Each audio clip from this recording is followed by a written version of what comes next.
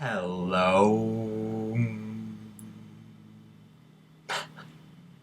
I keep wanting to delay doing this video, one, because it's overwhelming, and two, because I live in an apartment building that's constantly loud, and the whole idea of this video is to have stillness and quiet. But then I listened to Eckhart Tolle and realized you don't need to wait for the stillness and the quiet, you just need to do it now. So I want to do this video, and I'm sorry there's somebody playing the trumpet in the background, and I'm sorry there's a neighbor with really loud music, and I'm sorry the construction workers right outside my window are screaming and dropping things constantly. But I still want to do this video because it's really, really interesting. So I was listening to Eckhart Tolle's The Deepest Truth of Human Existence, and man, it's overwhelming, and it's simple, and it's really, really unique, and I think everybody should take the hour and 25 minutes it takes to get through it.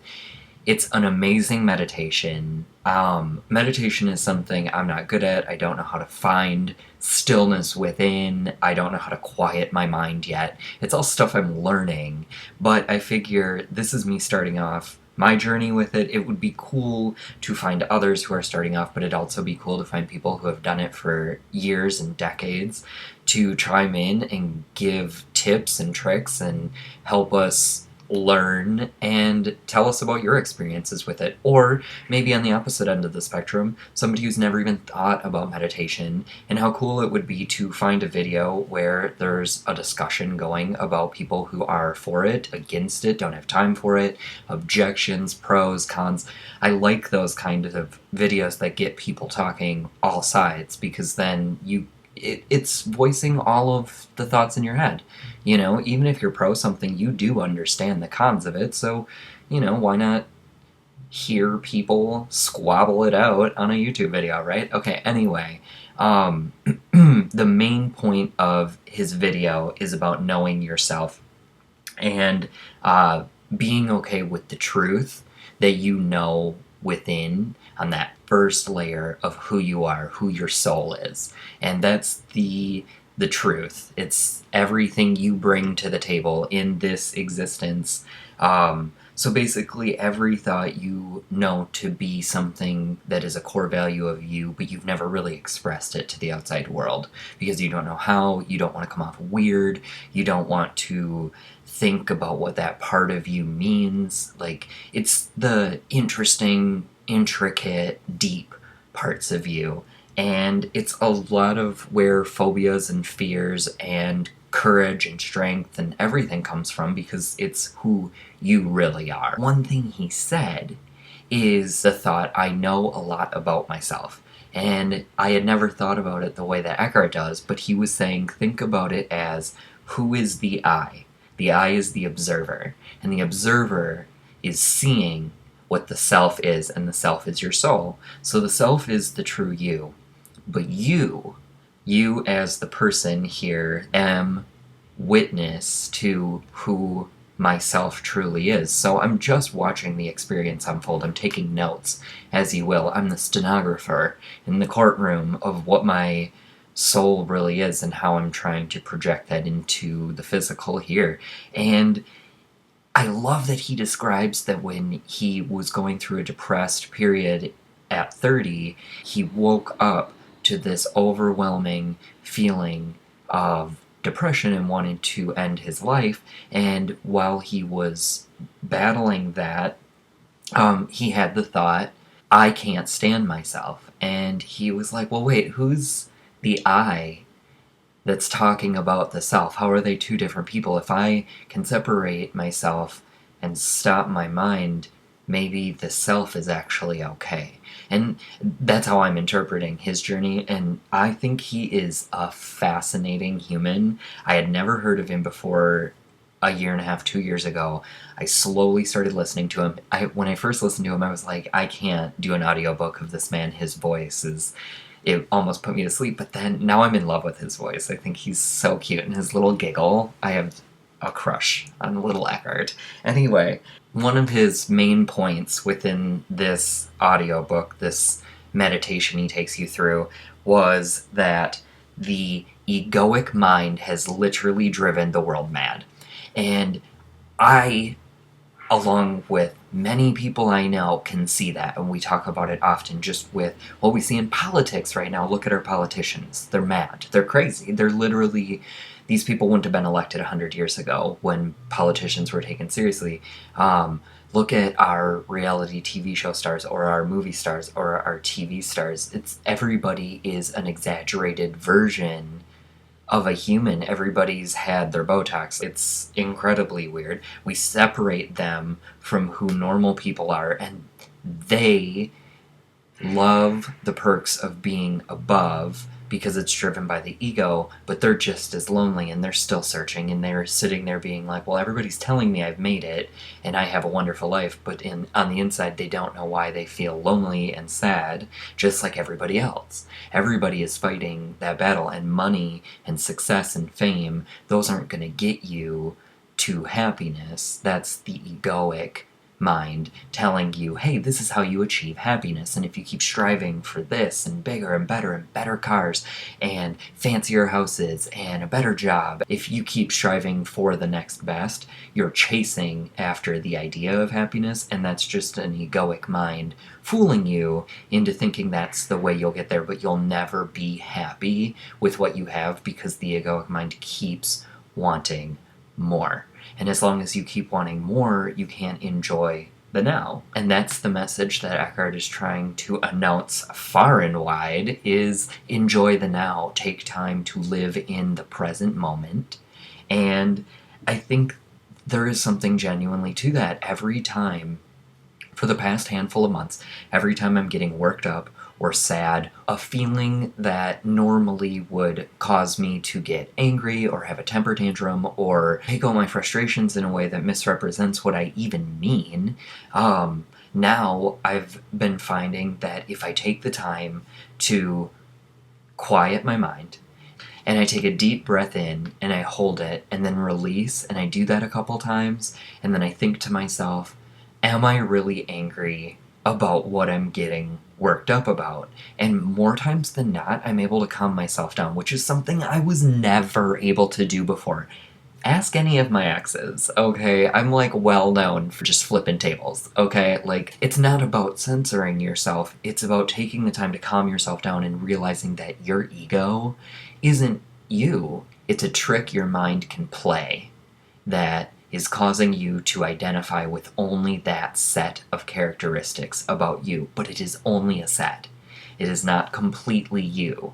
So you are not your ego, and any person at any time in their life can choose to stop buying into what society views as happiness now, which is fame and celebrity and wealth and power and greed. Like, it's very negative things being projected as happiness, when really happiness is just being happy with who you are, projecting the real you, and be satisfied knowing that your happiness is being fulfilled just by being you and not chasing after the next thing that a corporation has put out, the next phone, the next gimmick, the next trend. Like, don't you want to stop buying into those pretty soon? Like, it's fun for a while.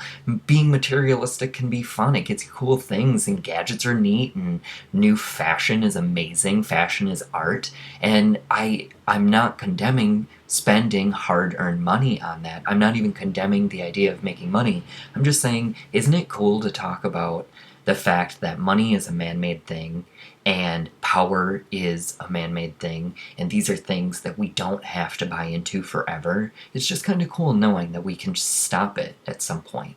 Like, it's like we're watching a really cool movie right now, but we're starting to see the bad effects, and we're seeing how minorities are being taken advantage of, the poor are being taken advantage of. I mean, you have over in England the House of Lords, people who walk around with like golden staffs and I don't know, sit on thrones. You have them trying to stop a law from going through that would tax the poorest people at a high percent. I don't know much about what's going on over there. I just saw a blurb of the information, but when the House of Lords, which are people with plenty of wealth and power, are saying, you know what, it's a little mean.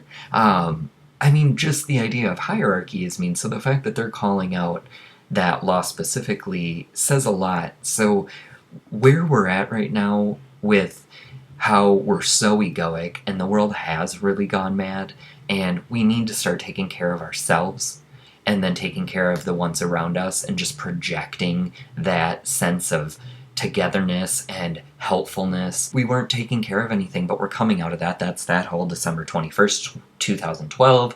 Now we're leaving the Dark Ages, we're entering the next age. And we're also entering the age of Aquarius, so lots of good things are starting to shift, and you can see that in global news. A lot of good shifts are happening. A lot of things still remain in the dark, and a lot of things are going to take time, but from here forward, you're going to start experiencing better outcomes for things, and you're going to start to feel, I guess, what you could call more luck, and just kind of things starting to flow easier and feel like, hey, it's working in my favor more, and you're going to start to feel more compassion and love from people, even though I don't want you to think this means like it's instantaneous, like ripping off a Band-Aid. It has ripple effects, but I'm just saying you're going to start to see good effects. You're going to start to see better people reach for roles of power. I think here in the States, Bernie Sanders is really, really the golden ticket right now. He's for the people. He really wants us to have a better America. He wants us to be an example, not somebody who seems like a bully. He's really saying, let's fix these issues. Let's really strive to be somebody better. And I think that's what this country needs, and I think it would have such a good effect on the world if America's leader was somebody who had compassion and just didn't want to perpetuate war and hate. I think somebody who is compassionate and shows love and shows that Americans don't stand by being the greedy, corporate-driven, money-hungry people that we're portrayed as. We want to be good people, just like everybody else around the world. I really do believe addictions can be cured through taking time to meditate and be still. And it's so crazy because this sounds so cornballs, and I wasn't like this 2 years ago. If you would have known me, I was like tits out for the boys and drunk all the time and stuff like that. And I think that's why I know, for me, these Eckhart teachings are a really cool, good avenue for me to go down. I'm not trying to push anyone else down them. I'm trying to explain an experience I'm having with them. But I totally am aware of how cornballs fantastic this is coming off. So I'm not trying to preach or anything, I'm just sharing experiences, but I do think that a lot of things, a lot of ailments, a lot of addictions, a lot of things that are wrong with you can be cured through meditation, can be cured through more holistic medicines. I think that we are raised to believe there is only one way. I think we do not give enough credit to the rest of the world for figuring it out, things about life and medical advances as well, just because they differ from ours. I think that around the globe we can start to see that if we would work better as a world rather than divided as nations, we would be advancing so much quicker. And I think if the people really had more of a say, we would work as a world. Because I have found myself in so many situations where really the ones who preach hate and oppression and segregation are the ones in power. It's the very few, and the rest just go along with it because it makes life easier. So it's not something that most people want. We want to work together, and I think we can. So I just wanted to make this video. It was a really cool idea for me. I have so many more notes written down I didn't even get to. I want to do a part 2. So please leave comments below. Please add to this conversation. You can have opposing views. Say what's on your mind. You are not censored. And express freely. So I hope you're having an amazing Thursday, and I will see you tomorrow. Take care.